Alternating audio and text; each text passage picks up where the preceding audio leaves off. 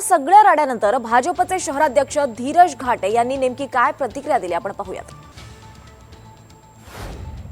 काही राष्ट्रभक्त युवकांनी पुणे विद्यापीठामध्ये सामूहिक वंदे मातरमचा कार्यक्रम आयोजित केलाय। या कार्यक्रमाला गालबोट लागावं म्हणून आज अशा पद्धतीने काँग्रेस आणि युवक काँग्रेसच्या कार्यकर्त्यांनी आणि पदाधिकाऱ्यांनी सीओयूपीच्या प्रिमायसेस मध्ये जाऊन राडा केलाय, रडीचा डाव खेळलाय।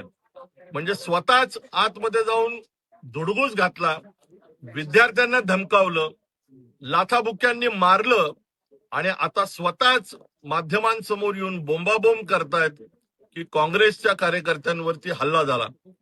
या ठिकाणी भारतीय जनता पार्टी पुणे शहर याचा तीव्र निषेध करत आहे।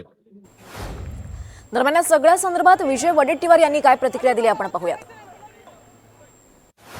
यामध्ये एबीपी आरएसएस एबीपीच्या पोरी येऊन इथे धमकावत होत्या, त्या मुलींना मारहाण केली, दुपारपासून कोणून ठेवलं। काय दोष होता तर राहुल गांधींची पोस्ट टाकली। अरे लोकशाही आहे की हुकुमशाही आहे? हा देश तुमच्या बापाने काय खरेदी केलाय काय? काही देशामध्ये बोलण्याचं स्वातंत्र्य नाही, या देशामध्ये काही मत मांडण्याचं स्वातंत्र्य नाही।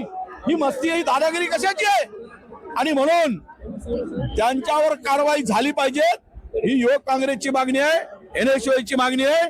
आज या मुलींच्या डोळ्यात अश्रू आहेत, यांना मारहाण झाली, न्याय मागताना मारहाण करताय, दंड चालवताय त्यांच्यावर। एवढी दहशत तुम्हाला भीती वाटायला लागली राहुल गांधी येत आहेत म्हणून?